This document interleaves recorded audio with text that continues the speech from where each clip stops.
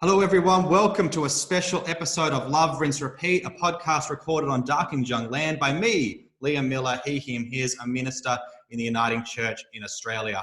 We have a special episode today. We thought given New Year's Eve is approaching or is here in Australia, since you won't be able to go out and kiss strangers, the next best thing is to listen to strangers talk about theology and the church and things of that nature. Hopefully that will be something of a substitute for whatever plans you would have normally been doing on this evening. I'm going to hand over to our guests to kind of introduce themselves and to give a little bit of who they are, where they're working from, what they spend their days doing. And I guess I'll throw in one of those, classic kind of icebreaker warming question. Have you ever kept a resolution, a New Year's resolution? Have you ever kept a New Year's resolution through 365 days? And that's assuming obviously that you are the kind of person to make them. And that can be its own thing. So I'll hand over. Whoever wants to jump in first can jump in first. We'll do an introduction.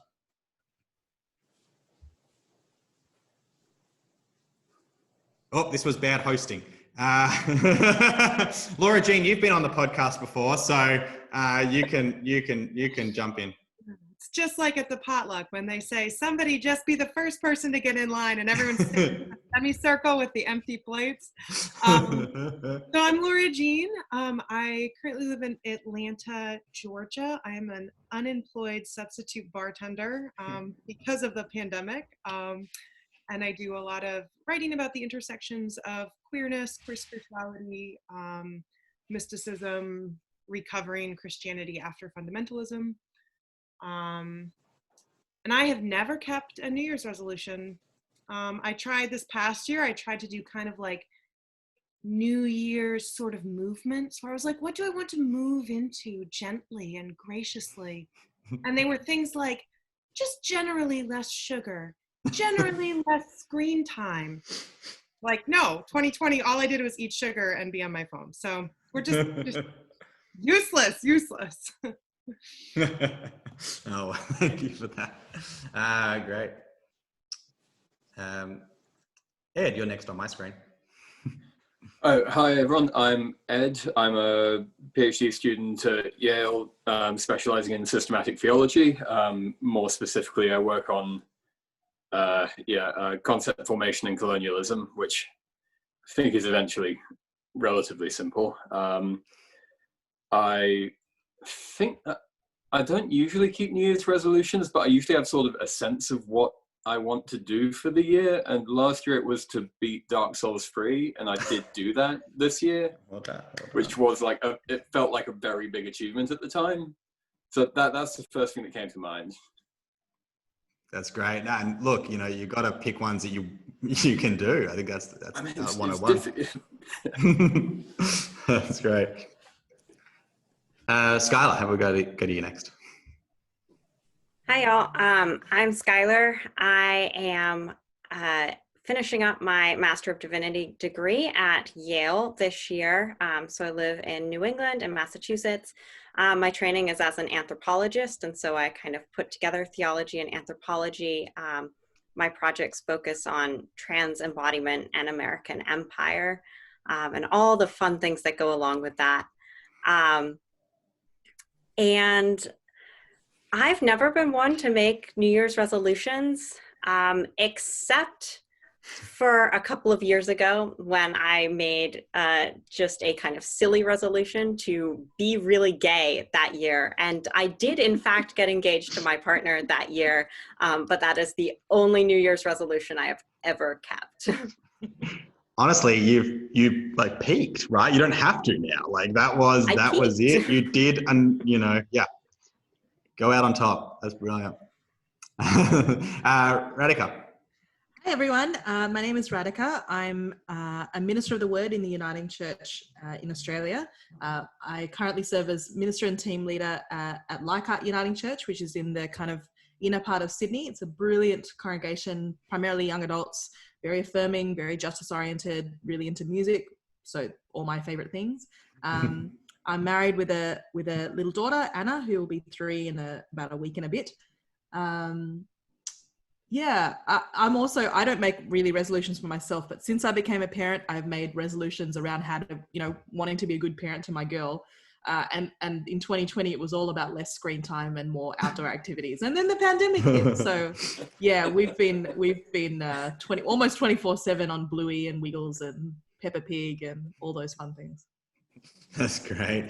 Yeah. I think screen time was one of those ones that, I had to let go of very early on as well. So I appreciate that. I think one year I made a resolution, which was just to be a little bit better at everything I do. I probably failed very miserably, but that was that was my anti-resolution resolution. So we're actually going to talk more broadly today, or more specifically today, I should say, about like our Theolutions, our resolutions, both personally, and then we're going to expand it out more broadly in terms of church and academy and beyond, in terms of the resolutions we want to see in terms of theology, of Christian practice, of our own work and research. So I guess, again, this is one we can kind of just all take a turn in as we just kind of start to continue to wade into this. And maybe it's related to some of the, things that have been touched on in the introductions, but are there particular things around your own work, research, writing, practice that you want to resolve toward, not necessarily making a resolution, but that either you're excited about, or wanting to work toward, or wanting to focus on, or wanting to free more time up? And trust me, and I'm going to put this right now, if anyone tweets at any of my dear guests in 364 days time to check in on any of this, blocked, right? Out of here. No one's doing that. No one. Okay, so we're putting this out here in a non-accountability zone, and that's the rule of today. So, look, with that disclaimer, someone can jump in with their own where they're going for in total freedom.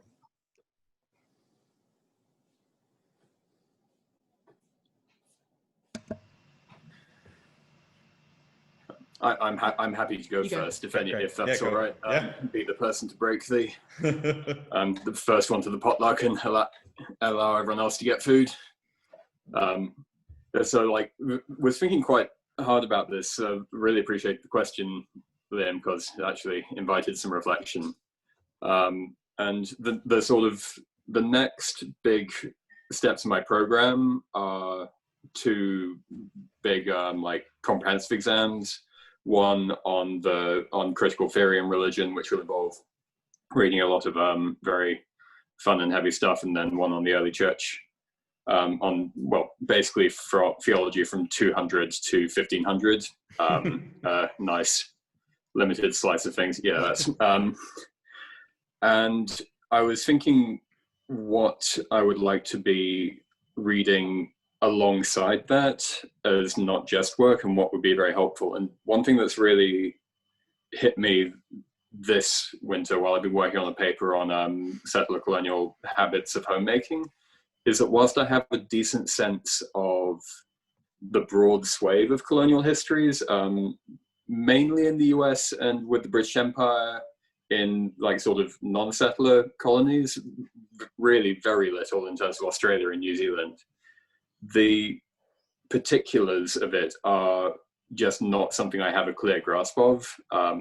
Outside of the Trail of Tears, for example, I wouldn't have been able to say anything before researching this paper about how the Iroquois related to early settlers, or the Seneca Wars, or even what the Ghost Dance was. And so I've got a long bibliography now from a couple of books of texts that really go into detail about the history of Indigenous peoples in the US and in Australia and in New Zealand, written from a variety of perspectives. And I think that, especially given the work I'm hoping to do theologically, it will be very, very important to have a fully fleshed out view of those histories that I'm not just encountering in theoretical texts in the way that, you'll read a theory text and they'll pick up on a very important historical moment and theorize it. I think it's important for me to actually have a sense of that grounding myself. So my resolution work-wise is, while I'm doing my comprehensive exams, to get a thorough grounding in the histories of Indigenous peoples in settler colonies, and broaden that base of awareness. Oh, great. Thank you for that. That's really, that's a good one. It's a great goal. Good luck. I hope it is fruitful and yeah. Radhika, you kind of waved, you were ready to go in. So Sure. So this last semester, I did a master subject at our theological college with Mike Mawson called Contemporary Theology in a Global Context. And he had us read 4 books, one of which was Willie Jennings' The Christian Imagination, Theology and the Origins of Race. And it blew my mind, changed my life. It was just one of those books that it was amazing. And one of his key points in his final chapter of that book was talking about one of the things that the church completely distorts in the Bible is inserting ourselves, the supersessionist thing, inserting ourselves as Israel, inserting ourselves into the story as the disciples and maybe even the Pharisees, instead of realizing that we are the Gentiles. We are the people we're the Canaanite woman. We are the people who have overheard the gospel and have graciously been invited into the family of Israel. And that, again, blew my mind. And so I've been thinking about, in 2021, hopefully my church will be coming back to face-to-face worship, but who knows, thinking about how to form these young disciples that I've got in my community to ensure that none of us kind of misunderstand the blessed assurance, misunderstand our place in the church. Because as soon as we place ourselves as Israel, it becomes very easy to look down at the people who are not part of the family. So that I guess my theolution is to practice and to teach proper humility in recognizing how it is just grace that we have received the gospel, and it's not a birthright, and it's not it's not anything but grace. And so that humility is what I really want to push in my teaching and liturgy and music and everything. That's what came to mind for me.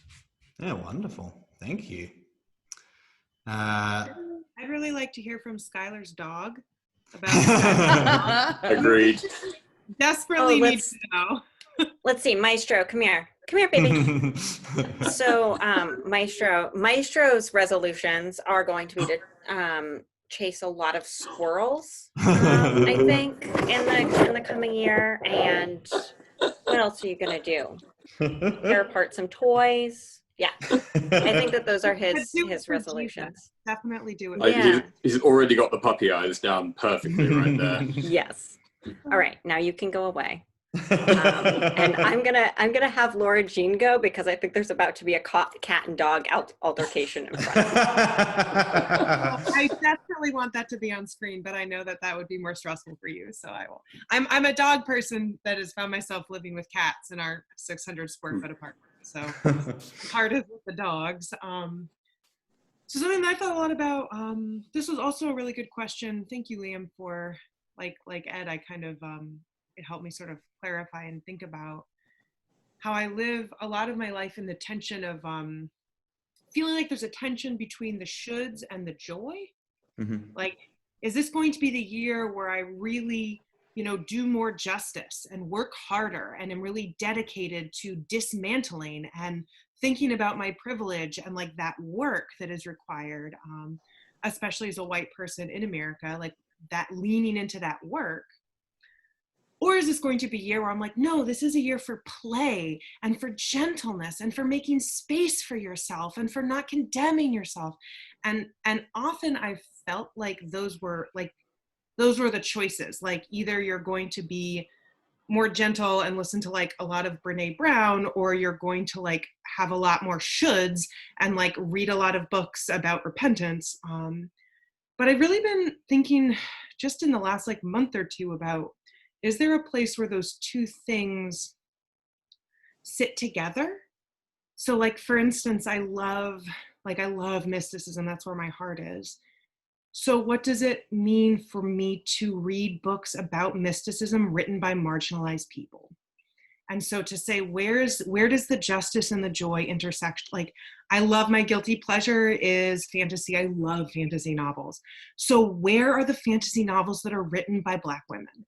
And like, what does it mean to seek out the places where joy and justice intersect, instead of seeing them as, you're either going to take care of yourself or you're going to dismantle, but be like, well, that's part of white supremacy, that says that joy exists by ignoring marginalized people, instead of saying your fullest and best life is when these voices are let in the areas that you already are soft and find joy in.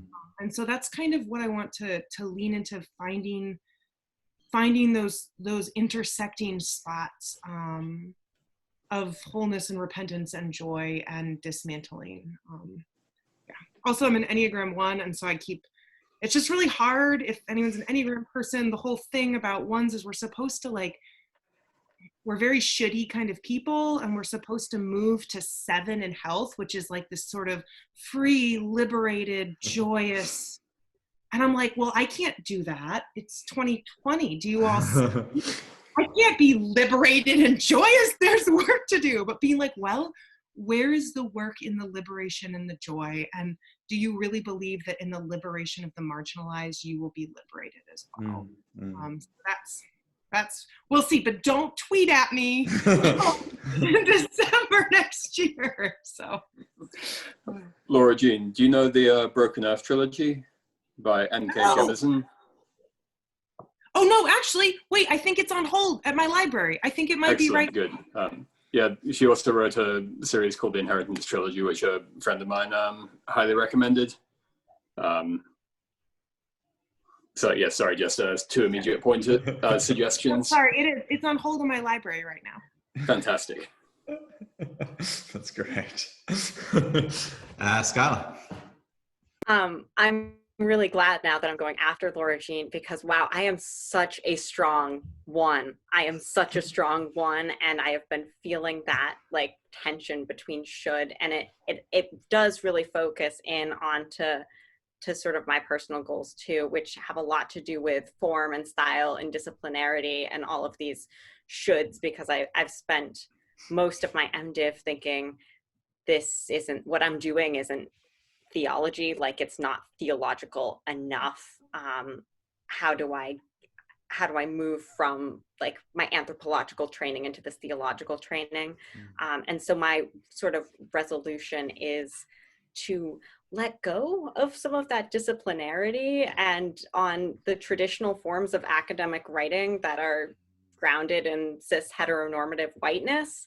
And I kind of have been getting to this place by thinking I'm not even sure how to fit work on the trans body or on abolition, which are these central themes. Those don't fit into normative structures. Those are what is trying to break those structures down. And so I've been experimenting with my writing and sort of experimental forms of ethnography in more affective prose, blending poetry with narrative, and creating what I hope can still be rigorous academic work. And so that's my personal goal, is to kind of break free of some of these scholarly structures that are really confining, and hopefully that makes the academy a little bit more open, which is something that it could really use in a lot of ways, I think. I think in a lot of those, like the medium is the message, just as like the way that you're doing the theology and anthropology is just as important as what you're saying, because the way you're doing it is breaking apart like this heteronormative patriarchy, white supremacy. How you do it breaks it. And nobody told us that. So, well, I mean, the master's tools will never dismantle the master's house. I guess Black women did tell us that. We didn't listen. Learning to listen is all tied up in there too, as an overarching theme. Learning to listen. That's a good individual resolution, and it's a good resolution for the academy and for the church. And yes. Sorry, maybe both the resolution made me think of Professor Jennings' After Whiteness as well, because of the way that it blends genre so perfect. I mean, beautifully. And I remember when my dad came out to visit, he's always very excited to meet my professors and so on. And there we are sitting in the cafeteria, just chatting with Professor Jennings, who, if you've ever met him, has this big, joyous laugh that just he will like sort of, it's amazing. And my dad like sort of at one point just, so Professor Jennings, what do you think the most important thing for a young aspiring theologian in the world today is? And Jennings sits down at the floor and then chuckles to himself, just says, we need people who listen. We need people who are going to listen very carefully to the depths of what is being said. Yeah, it was a good answer. So sorry, I just, reflecting back from what Radhika said about Christian imagination to that, Skyler. A thought that came out as I was listening to all those resolutions is, and I'm curious about your own, how you wrestle with this, because that's something I wrestle with too. So there's a sense of like, okay, I want to investigate this and learn this for myself, right? I recognize this is a gap and I want to know this, and I feel it will transform my work, myself in this positive way. But there's also for all of us, it seems like, and also it's going to affect what I output, right? It's going to affect the sermons I'm doing, or the liturgies I'm constructing, or the papers I'm writing, or the work that I'm doing in the streets, or the various pieces that are being written. And so I'm wondering about that, like, because probably the ideal is I could just think about how this affects me, and then never have to, and not have to then churn with it and produce, right? Or get to the output point, at least, and maybe not immediately. How do you find that kind of, because I find that particularly if I'm reading something, this is always the thought of, oh, that would work well in a sermon, or actually maybe if I translate, or that could go into a piece, or well, maybe it's in an area of research, or whatever it might be, or hey, that's someone I should interview, and here's some questions I'm starting to think about. It's so hard just to keep it in here for any time, really. So I'm just curious how you're thinking about wrestling with those theolutions, in the sense that they're both kind of about that transformation of your own understanding and way and method, but also then going to be about the work that you produce and present. I think a lot of it is, for me at least, and this is different than for Skyler or Ed, because I'm not doing very heavily academic work right now. So I'm sure they'll have different answers, but for me, it's trusting that whether consciously or unconsciously, I am being formed by what I'm taking into myself, and to trust that whether I'm taking notes on every single thing I write, or underlining or remembering everything I write, that whether I remember it consciously or not, as I put that into myself, that's what comes out in my writing. And that's going to shape and form, and to trust that process more, to trust my unconscious more, has been a thing for me, because I started more academically. Like I got my MDiv with hopes to go on and get a PhD. And it's been a little bit hard for me to shift from academic thinking, where everything has to be proved and cited and organized, and to kind of entering into a little more of a flow where you don't cite everything. Not that you're plagiarizing, but you're more speaking from your soul. It's like a current is flowing through you and then going out, and you decide which water is coming in, and then that's going to change the water that's coming out, and you're kind of entering into that. And so for me, learning to trust that, instead of feeling like I need to grab the water and hold on to it, because if I don't grab the water, then I won't be able to put it out in my writing, and being like, trust it, just let it go. It'll go through you. If you don't remember it, it'll still appear in your work. And so that's a process for me, specifically moving out of academia into more personal writing. But that's, Skyler and Ed, you have to grab the water, so blessings on you.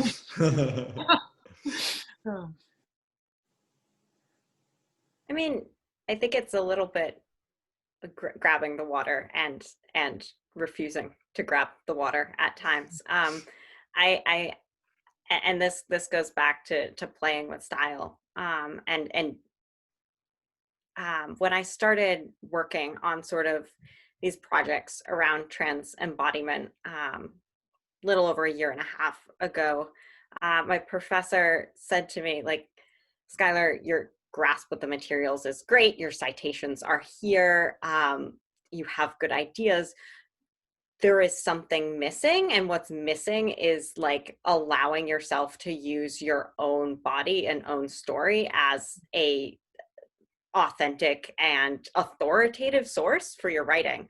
And that was so freeing and so unexpected in sort of the ivory tower of Yale, that I could play around with that. And so I think allowing myself to play with the introspectiveness and to trust my intuition, whether or not I am journaling from whether in the margins of a book or in an actual journal in my own formation, or whether some of that is actually ending up in an academic paper, is that I'm allowing myself to be formed and to allow that formation to come into my work in ways that aren't just citing the people who have formed me. I have something following directly off that, but I'm conscious, Radhika, do you have anything? Go ahead, Ed, and then I'll go. Yeah, so one of the things that I've been thinking about throughout the year is this isn't like an absolute distinction, but there's a general distinction I think that can be made where sometimes you read and hear things that when you hear them, they limit how you think you can speak. They set like a standard, right? Now that this has been said, I can only say this, or I have to try and say this. And then you hear things that, wow, now that I've heard this, this gives me permission to speak in this way that I am feeling that I feel is right or feel inspired by, or suddenly a new way of speaking has become possible. I've got words and language that I didn't have before. And the comment that you just relayed, Skyler, made me think seems just like an absolutely paradigmatic example of speech that makes other people free. And I think that in most about any field, whether it be the sort of cloudy realms of abstract academia or a sermon or even a conversation, you find these things where you read things that limit how you can think and speak, and then you read things that make new ways of thinking and speaking possible.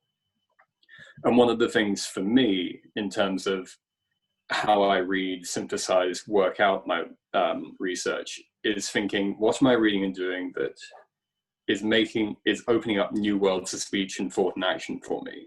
And how can I think and then communicate these in ways that bring freedom to others in a similar way? And that entails both a learning to, I don't know if humility is quite the right word, but the humility to listen with the hope of being set free by what another person says, and then the care and conscientiousness of thinking, of speaking in ways that empower those that one is speaking with. Like that's very important for me in all of my work, whether it be like the most abstruse technical thing which only 5 people will ever read, or something which I'm writing which I hope you don't need a graduate degree in theology to make head or tail of. Though as Skyler's had plenty of experience, I'm usually not quite so good at that.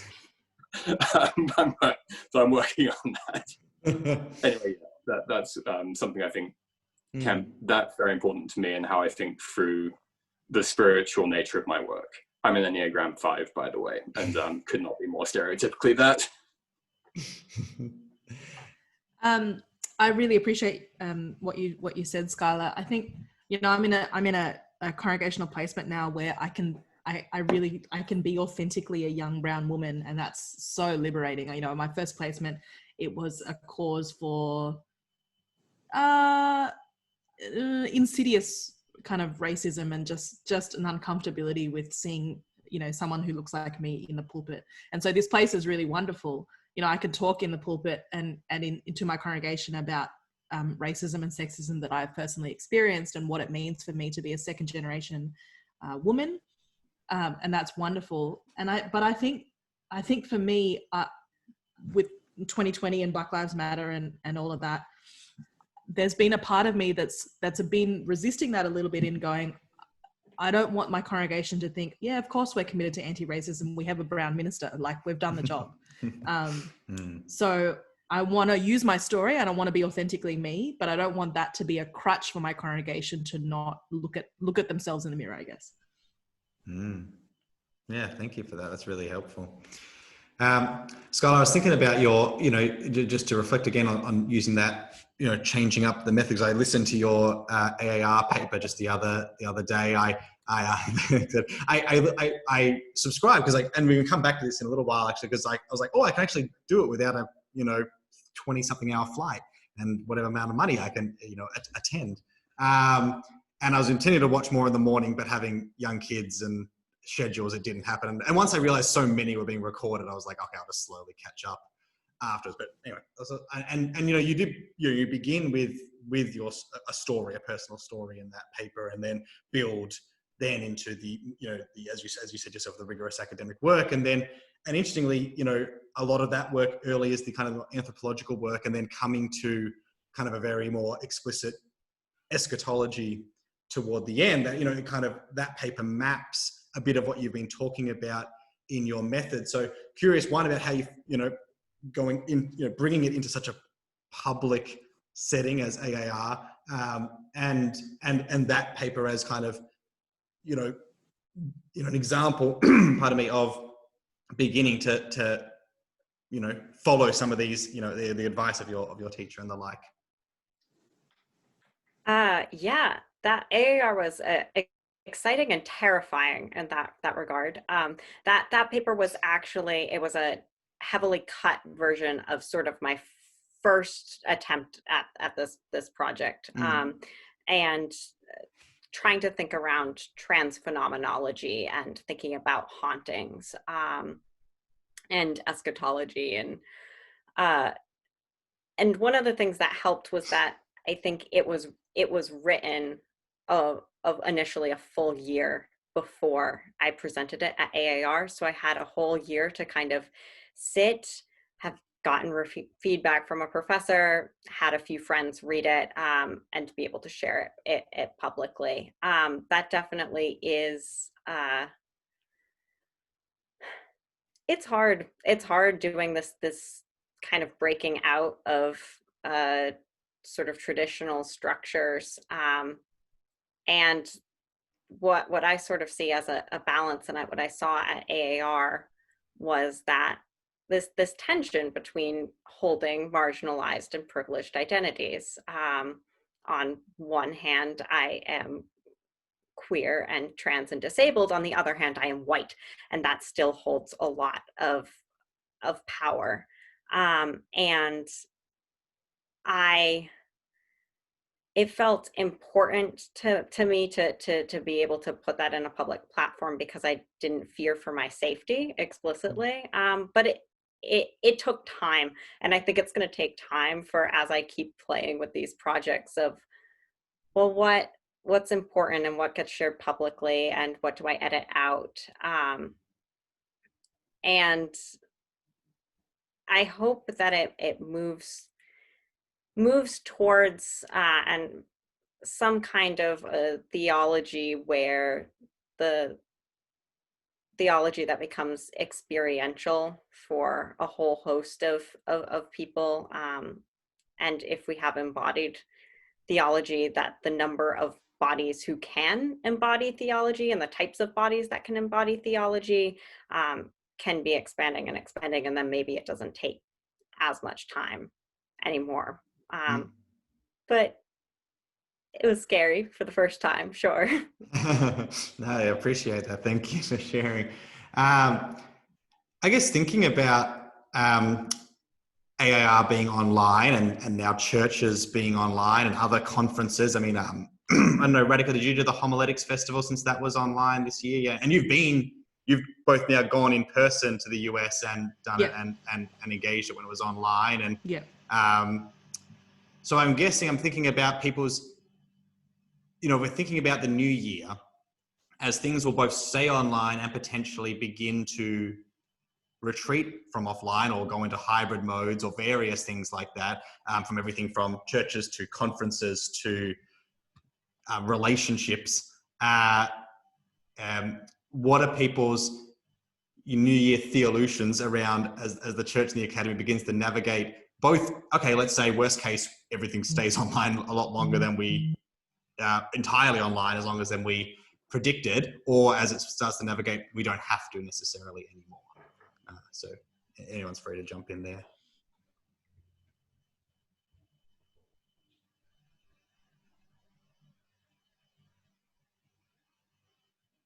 I'll offer something just quickly, because one of the things I've been kind of thinking about, and I've written in a couple of different things when these kind of questions, like, I got asked to contribute to a kind of what can the church learn from COVID thing, probably one of those pieces that people were writing in the first month, as if we had already figured it all out. But like, it was, what I did see was ministers and church folk of various stripes rising with panache to figure out how do we get everyone access to whatever we're producing, right? Can we send people around to people's homes to help the older folk who've never done Zoom before do Zoom? Can we get people to invite folks into a house? How do we have stuff that's both live and recorded for those who can't, lots of different things. Or we've got some people who aren't online at all. We need to have also a written version that gets sent out.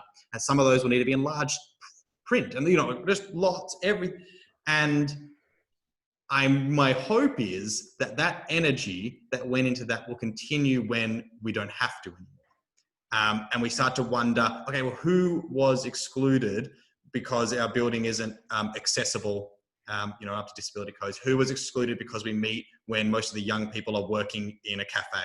How do we think about how we meet in a way that continues to take every effort possible to make sure people are accessing what it is that we're producing, that our community is centering around. So that was kind of one of mine. People might want to just jump on to add that or their own.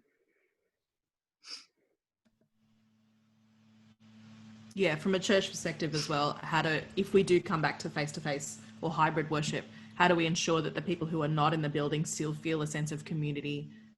Gathering for worship it's really hard. It's really, really hard when they can see a gathered community that they are physically not a part of. That's a really hard thing. But I think the other, I guess, a more general feeling, or I guess concern that I have is that, we're going to be in this pandemic world for a lot longer than 2020. I think, Liam, you tweeted about this actually, and did a Facebook post about, the kind of reluctant, in Australia, our federal government are cutting things like payments to people who are out of work kind of fairly soon, I think early next year, which is an indication of an understanding that the pandemic is like, it's 2020 news. It's not going to really affect life, but that's just not true. And from a church perspective, I'm thinking about how to lead a congregation of young people that are very anxious, obviously, but to be realistic in saying this is not 2020's problem. It's not like come New Year's Day, the world resets. But how to sustain hope in that is a really, I don't know. I don't know how to do that.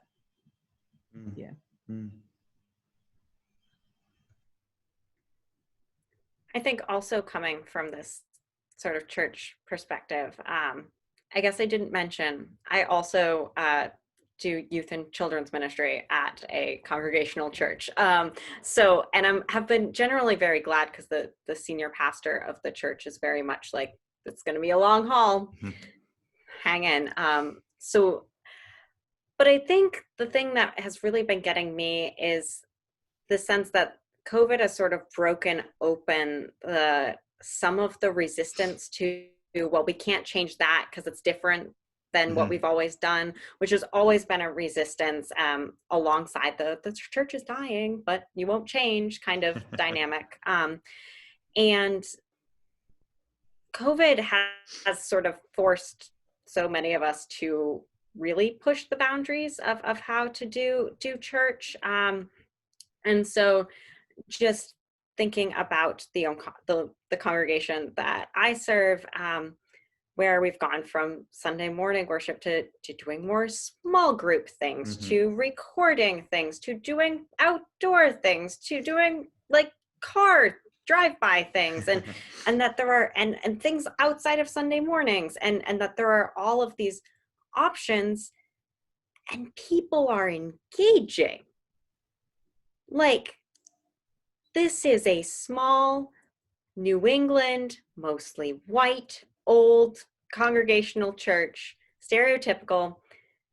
And like, the recorded Christmas Eve service we put on Facebook got over 450 views. Like, the church isn't dying. It's transforming, obviously. And so I want to see that continue. I don't think we should do away with in-person Sunday morning worship when it is safe to go back. But I think it will be a real loss to the church as a whole, in both an accessibility and sort of long-term sustainability for the church if we let some of what we've learned during this time fall by the wayside. Yeah, thank you. One thing I'm thinking is what's the right way of saying this? One of the major effects of the pandemic in my life, certainly, and the number of the people I know, is the bringing into extreme relief how people are needed. So not just that people are needed in order for a certain sense of well-being and togetherness, but how, and what it means to like replace that when you can't be in the same room as another person's body, and the modes of communication, and thinking this in line with what you were saying, Radhika, about making sure ways that it's been possible to bring folks in, which we want to carry forward. There were extreme modes of isolation pre-pandemic for a substantial number of people, whether physical or mental reasons. And one thing that I think the pandemic brought into relief is what it means to need people who are usually isolated from you, what it means to reach out in a meaningful way, where it's not just a token check-in, as it were, but actually I care about you and I need you in a way. And so to carry forward in sharp relief that sort of hardcore of what it is about human relationships that gives us life in a way that cuts across those boundaries of isolation which existed pre-pandemic. And you know, without being invasive, obviously sometimes people just want to be left alone. But so the sense of loneliness that we carried at the beginning can be alleviated by something of how we've learned to deal with loneliness when we have had to be, when loneliness has been more enforced than it was before. Thank you. For some. So true. I have a person in my congregation who suffers from extreme chronic fatigue, and so this year, you know, with everyone being shut in at their homes, I had a chat with her the other day who said, that's been my life for years. People have not understood. Yeah. Yep. I appreciate that. Laura Jean, any thoughts? Yeah, I mean, not so much, well, I guess related to the pandemic. I was thinking about a couple years ago, I heard this wonderful sex therapist on Bean, and I forget her name, but she was tremendous. But she talked about how really healthy relationships are built with like just the perfect amount of risk and safety. Because, and I'm not, this is not my area, so I'm sorry if I say foolish things, but like the gist of what she was saying was, we need, in order to feel the excitement and the sexual attraction and the energy of a romantic relationship, we need to feel a tiny bit unsafe, because there needs to be a little bit of risk. Like, it needs to feel unsafe is the wrong word, but there needs to be a sense of, I don't know, I'm not sure. And that's kind of the spark. But we can really only feel that with someone that we also feel comfortable with, and that we feel like we do know and we are sure. And how it's impossible to have both exactly at the same time. And so a healthy relationship is sometimes kind of weaving in and out of those, and trying to find a way to keep both of those balanced. And thinking about the church and how so many churches seem to prioritize either the risk-taking, the performative, the exciting, the new, and so many churches prioritize never changing. Everybody is happy. All of the old people are the ones giving the money, so we have to make sure that we don't even change the time that evening prayer starts. But how both of those, when taken to an extreme without the other holding it, it disbalances the church. And what does it mean for the church to learn how to step into both of those a little bit more? And also to know, because I think each church kind of has an energy, like a way that they're prone to, and to really honestly look at your community and be like, what faction of the church are we leaning heavily towards? And how can we move, like if we're an older church that just is doing everything the same, what does it mean to add some risks and trust that that's healthy even for people who don't love them? And also, what does it mean to add more of the safety and the stability and the tradition? And I would just love the church to think more about that. Yeah. Thank you. That's really helpful. I was thinking also something that's like, so for where I was, for a lot of our folks who weren't online, so we kind of predominantly did a written service that got delivered, or either emailed or delivered to people's letterboxes. And what was nice about it was like it's a different form, right? And you can be much more precise, but in less time with a sermon reflection, because when you're reading it, you can follow it more. It's like compared to when you're actually speaking, you really have a good point. You've kind of got to say it like 3 times so that you're sure everyone's kind of got it. And you got to speak in a more open way. And so one that meant you could kind of fit more kind of thing, and or you could go a bit more precise or a bit more into something in still like a page. Than what I would think if I was writing out, so I was going to speak, I would need longer.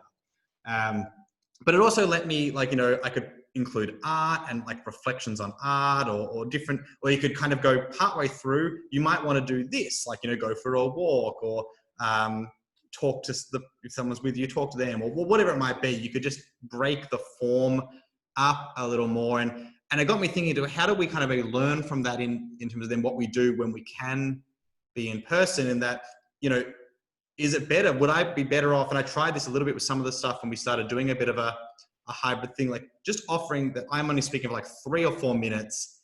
Here's like a main 1 point and a promise and a proclamation. And then on Monday, that written thing, which is essentially that, but longer with a bit more detail and a bit more examples and a funny story or whatever, goes out. And it's like that can be engaged with. And there's a million ways to do that. But, how do we kind of think about the way that we've had to rethink the form, translate beyond? And I think this can translate to, the academic context too. I did a course a while back, which was it was an intensive over 4 days, but there were 2 online sessions before and 2 online sessions afterwards. So you could kind of get a bit of the info already going, get a bit of the groundwork laid, and you knew you had time to kind of mop up anything that wasn't kind of fully dealt with in that. But it meant the in-person ones could be a little looser, a little more conversational and a little more space, which is good when you're doing an intensive because they're just a grind, no matter how good everything is done. But it just kind of opened that up a little bit. And I'm thinking about how, as we consider that now that we've worked out we can communicate with people more than just the hour we have on a Sunday. So got to get it all in as much as we can quickly. This is the only time I can recharge you for the whole week. We've got now, we can actually spread some things out and think about how we employ different forms. So yeah, that's a little thought I've been having. Yeah, well, and I think too that there's a lot of the good things as we hopefully by September, knock on wood, start to transition into more in person. Like you said, Liam, like taking some of these good things and being like, what are congregations going to let us keep? How much can we, is this an opportunity to like move into that risk a little bit and be like, now that we've kind of done this, like, can we sneak that in? Like, Skyler, my church community is also doing all sorts of like outdoor movies on blow up screens, and like we watch Elf outside in the middle of winter, and everyone's like got the masks and the blankets, and we're spread out on like plastic tarps that are 10 feet apart, and like, but people showed up outside to Elf in like the drizzling Georgia winter. But like the church never did things like that before. Like it wasn't creative in that way. And so thinking like, what are the things that were good? Like where can we put like stakes and be like, this was good here, like this was good here, like can we drag these into the future? And I'm really excited and hopeful for how churches start to rethink and reimagine coming the roaring 20s for churches. I'm ready for it. Like I'm so ready for it.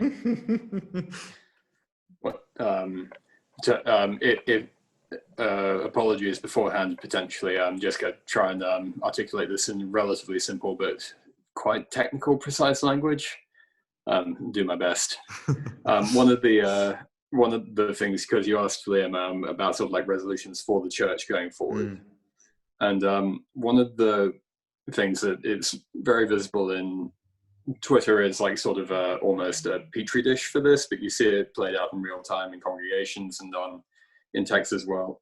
There's this distinction between, one of my favorite philosophers puts it like this: when you confuse an empirical statement for a conceptual statement, empirical statement being a statement of fact, like this tree is brown, a conceptual statement being something like a rule, to be a tree is brown.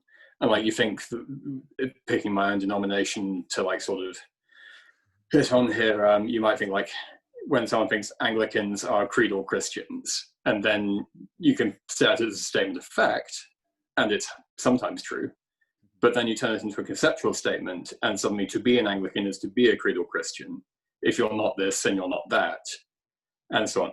And a lot of the way that disputes happen in church space, from what I see, is that people come into them with conceptual statements, rules that they think are statements of fact at the beginning, and those immediately set the course for what can happen in the debate.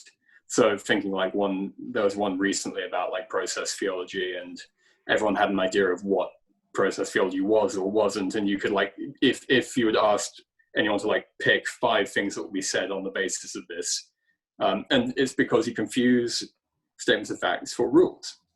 One of the things that's been coming about in everything you guys were describing is the way that the pandemic breaks down what seem to be set rules for church practice.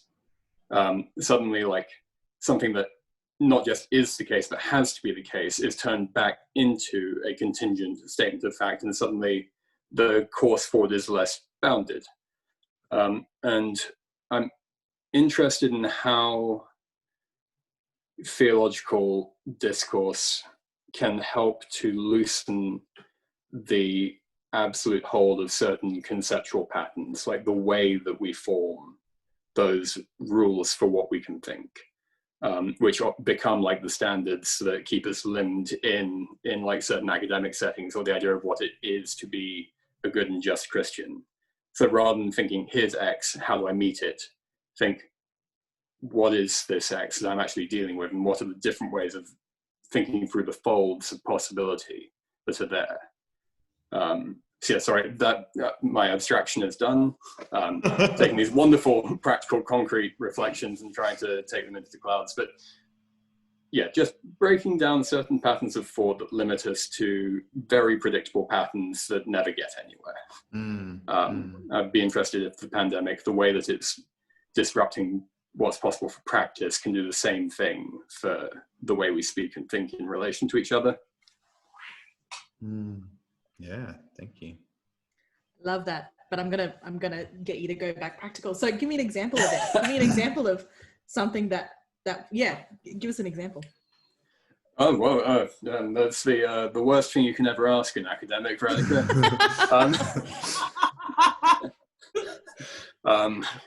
Right, let me think of a good one. So when I arrived at Divinity School, I think it's fair to say that I was relatively close to what Professor Jennings in After Whiteness describes as like wanting to be the traditioned man. So someone who like, I've got my tradition, I can see the world through it, and I've got my standard here. And I can remember chatting with someone who was articulating all of the like political positions I wanted to see following from this, and completely diverged me on questions of Christology and so on and so forth. And I was just sitting there saying, no, like to be Jesus Christ is to be this. And I can't remember exactly what it was, but there was a moment in the conversation where it suddenly hit me that I was literally unable to hear what they were saying. Like I couldn't hear the words as they meant it. And as a result, I was just being a bit of a dick. So I sort of stopped, was forced to like reflect myself and then try and think, right, now, what does it look like for them to be seeing how I'm thinking about Christology? And it looks closed, very closed. So let's try for a moment and think, yes, Jesus Christ is very God, very man in these regards. However, there are other ways of using these terms that can fit with this person's life. Now, suddenly the discussion took a whole different turn, and rather than us butting heads because I wanted to be right about this, it became a matter of like these views thinking together, folding together. And I've still held on to and still hold on to that belief, but rather than it being setting the concepts I had to work with, it was part of a broader arsenal of interpersonal engagement that could help communicate. Like you said, it's all about grace. The same goes for how one thinks the reality of Jesus Christ. And to think the reality of Jesus Christ as grace is often to soften concepts in that way, to allow for different modes of linguistic practice. That's kind of what I mean by concept formation. Might be the clearest I've ever expressed that, Skyler. Yeah, well done. When the idea of softening concepts of Jesus as grace, like, I just want to read that whole book. I want to read that whole book, and yeah. And yeah, not because you're like sort of getting rid of the content or whatever, but just like, allowing something more than just what these granite words are able to say. Even if one continues to use the words in your way, to soften the concepts so that you can hear the words used differently, be able to hold them both and say, I fully hear you. I have grace for the way you are using those words. I have chosen to be gentle enough to let those words make sense to me, even if ultimately I hold this different meaning. Oh my God, I love that so much. I want this all blasted across Twitter every single day. Like, I want it. Well, that's, yeah. And there's something lovely about and what does it look like for us to now speak together in ways that I've been told by many people we can't. And like that to be what I think I am means to disavow you. Like most of my every now and again we'll put together a semi-hectoring thread on why people are being stupid and getting into a disagreement, and most of them come down to this one way or another. But this probably sounds a bit nicer. Sorry, I'll step back from that. Oh, I was at I've been sitting next to Ed in a classroom for 2 years, and I can attest to the fact that that is the clearest that he has ever described concept formation. Absolutely, 100%. I'm usually Wait, so are we giving Radhika a gold star for like asking the questions that finally prompted this? I survived, thrive on gold stars. I think so. I think so. I think Radhika really gets a gold star because I think that, I've also, context is important. the classrooms we've been in have not necessarily been the most focused on the practical, shall we say, in every sense of the word. So so it is very good to just say, put that into practice, and there you go. You got to save this. It's good this is recorded. Yeah, I know. What a coup for Love, Rinse, Repeat. I have another Thea resolution for the church. That I like this because what's happening here is the church and the academy is very practically talking to each other. Like, we have academics, we have pastors, we have me. I don't know where I fit, but the point being that like the conversations that happen when you put people who are on the ground ministering with people, and you have people who are doing the hard theological work with the citations, and you get those people talking in a real and personal way, not just on Twitter, but like with faces. And you actually, it's going to make better pastors and better academics. Everyone is going to come out better. That's what I want for the church in 2021. I'm changing my vote. Love it. Oh, that's so good. A thing I was thinking about with this conversation and Ed's point is, so like one of the things I'm interested in exploring like this year and potentially, you know, in research, and that is looking at kind of adaptation studies, particularly like in theatre and the like, as maybe a way in of thinking about the role of doctrine, and particularly doctrine's malleability. Because, you know, you and kind of to go to, you know, Ed's point, when you're having that conversation or the process theologians are having it with whoever or whatever it is, whatever the blow up is, usually it's two people or groups or whatever who have been stirred emotionally by the same thing, right? By some revelatory encounter with Christ or the Spirit or whatever language we're using. Something has stirred them, and there's something in the scriptures and the stories and the symbols of the faith that stir and love them. And now they're trying to figure out how they articulate it, how it impacts their life and works. And I think often we think that because they say it in a different way, they must hate it. They must hate the thing that I love. But truly, it's also coming from the love. And I think the way theatre helps with this is because you can see a very irreverent production of Hamlet. And it's not because the director hates Hamlet. You know, why would the director devote? They could direct any play.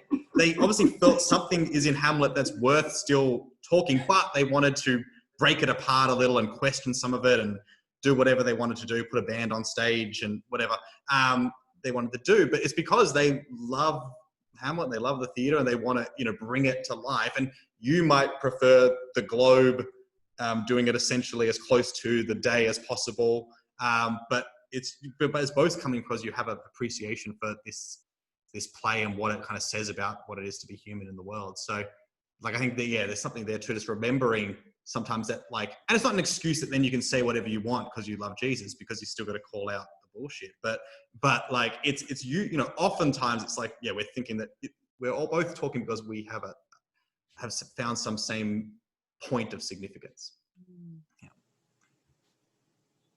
So, as we kind of continue to think about next year, are there any, you know, theologians, you know, we've talked about our own work.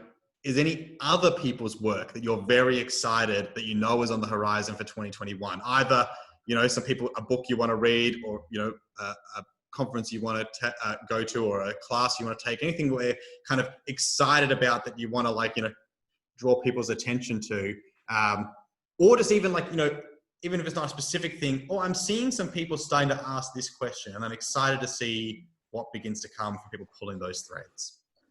So I'll throw that out.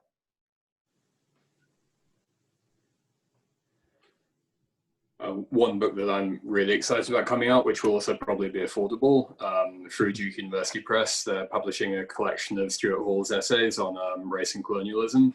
And Stuart Hall is, like, he's kind of a forgotten theorist who did a lot of work in cultural studies in Britain, and is one of just straight up the kindest, sharpest, most clear minds when it comes to articulating these extremely difficult things. And so to have a collection of his essays in one place on this, and actually just a quick shout out, if you're ever wanting to get an academic book and get a sense of, like, ideology, Marxism, structuralism in a way that makes it a tool you can use, his Cultural Studies 1983 for Duke University Press is just amazing. It's just something to go to, refer, pick up some concepts that can help And yeah, so I'm very excited about that. It's going to be very helpful for the dissertation. Mm-hmm. Very good. Sorry. I'm realizing this was a dangerous question because it's just going to cause me to buy more books. So that's... Yeah, I mean, I was going to say that I have quite the stack that I'm trying to not think about what's on my reading list until I get through the stack. And I expect that to hold just about as long until the next, half off sale from Duke University. Yeah. It'll break the streak no matter what. Yeah. Yeah. Every time it comes up. Yeah. Oh dear. No, totally. Yeah. Radhika or Laura Jean, anything on your mind? I haven't read After Whiteness yet, so that's my January reading. Yeah, nice. I'm a hermit. I'm an old man. I'm not on the cutting edge of anything. So like the idea that like there are books coming out that I should know about, I am very excited to read a lot of Howard Thurman next year, but no books are coming out. But in this last fall season, I really did a deep dive into Howard Thurman, thinking about intersections of justice and mysticism, especially. And not a lot of people are doing that work. Like, how is mysticism justice? How is intimacy with God pouring out into the world to like heal the world? Except Howard Thurman did all of that always. And I didn't learn about Howard Thurman in seminary. So I don't know. I'm going to break up with my seminary. The point is, I don't know what new books are coming out, but I'm very excited about some classics that I'm going to return to. Yeah, nice. I'm just going to give a quick shout out to my one of the top 5 people I love most in the world, Paul Daniels, who's a PhD student at Fordham and a priest now at St. John's Episcopal Cathedral in New York, who primarily researches Thurman at the intersection of justice and mysticism, whose Twitter presence is amazing. I think he's going to have a couple of things coming out looking at this. So Paul, if you're listening, which I don't think you listen to the podcast, I love you, and I'm repping you, so don't worry. Paul is a lot cooler than you would think he is, given that I'm recommending him. Can you tell me his name again? Paul Daniels. I'll DM you his Twitch presence and so on. He's well worth following. He's brilliant. Skyler knows him as well. That's wonderful. Yeah, I'm very excited. He's going to be one of like the great preachers of this century as well. God, I hope he doesn't listen to this now because he'll. Anyway. Oh, that's wonderful. Skyler, I'm similar. Like, there's a huge stack. Like, so last year, as in 2019, I read a lot because I had a long train commute a couple of times a week.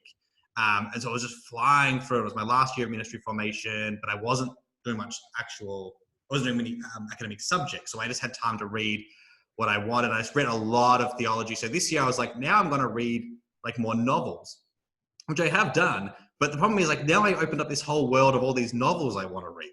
Like, and or I was like, I'll read just more non-theology, non-fiction. And then that's a whole, like, there's other fields and they all have like all these other books that are there. It's terrifying. There's so much. And anyway, so I've definitely got like a few books that I know are my 2021 bound that have already been released that I want to. But the book that I do know that's coming out that I'm very excited about is friend of the show, Melissa Flora Bixler's How to Have an Enemy, which just from everything she's been tweeting looks phenomenal and very necessary. So I'm more than excited to read that, which I think is a mid-year release. So but people can pre-order now if they want to. Yeah, great. All right, so we've been talking for a while, and we could keep talking, but we shouldn't because the ball is dropping. But I guess I'm going to throw it open. As you share anything you want to plug, any ways people can connect with you, etc., you can also offer any final thoughts on resolutions for the church, the academy, yourself, whatever you want. You can throw that out now as any final thoughts, as well as how people, if you want people to stay connected or get in touch with any of your work, you can also promote that now. I'll be the potluck person again. Sorry, there's an AAR paper actually in, like, Jesus as the first to go up in the potluck, or some sort of a new vision of atonement. Jesus is the one who breaks the awkwardness. I don't know. That's a freebie for some. Takes the judgment of the people upon himself. Yeah. I'm on Twitter at @edcentric. I imagine it'll be in the thing. Nothing much else to promote. Look out for me in 5 years, I guess. Just the piece of advice I usually try to give myself is be as gentle to myself as I'd want myself to be to the people I love, which is hard, but I think that's what I would leave the year with. That's nice. I'm on Twitter and Instagram, just my full name, Laura Jean Truman. My website is the same, Laura Jean Truman. It's a book you should look forward to in 2021. Sarah Bessey is editing a prayer book that has some really, really wonderful collection of women that she's put together writing prayers. I have a prayer in the book, a lot of people that are doing really good works at the intersection of justice and prayer and mysticism and spirituality. So you should pre-order that for February 2021. And a final, I don't know, I think it's hard to top Ed's that gentleness. Like, what does it mean to carry gentleness for ourselves and others with us into this year while not compromising what is right, and how do we hold both of those? Thank you. Oh, and you have a Patreon. You should tell me. I have a Patreon also. I guess that's just my name too. And it's I don't know how to get to it. If you go on my Twitter, there's a link. There'll be a link to it.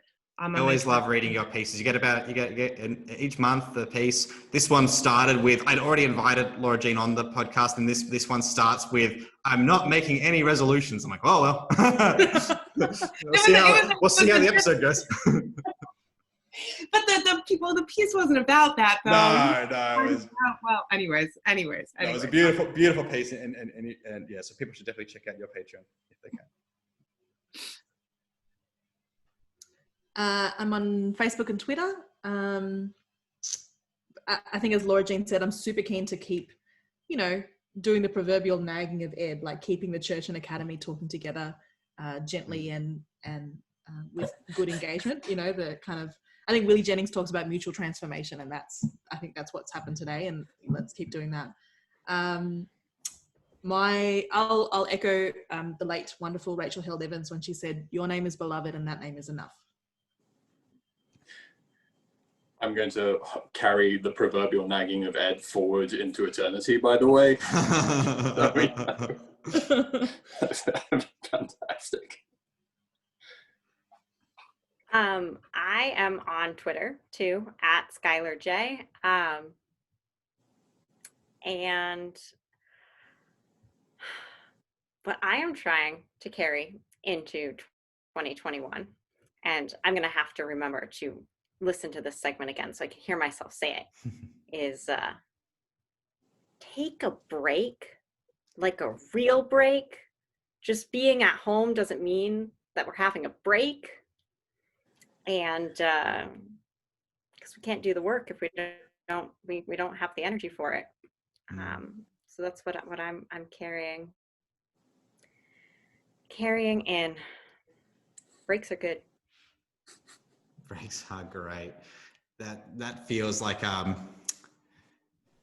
it's funny because I had originally was like, I won't do an episode between like New Year's and Christmas. I've been on a weekly streak for a while with the podcast. I'll take one off, maybe take two off, and then I had this idea, and I'm like, yeah, I'm gonna keep doing it. Let's rock and roll. Let's record. Put out the call. So I should maybe listen.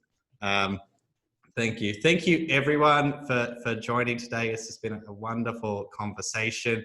Thanks, everyone, for listening. I hope whether you caught this on New Year's Eve or sometime in 2021, I hope it has been an enjoyable listen. You can follow the show at Rinse Repeat Pod or follow me at LeahMiller87 and find plenty more at loverinserepeat.com.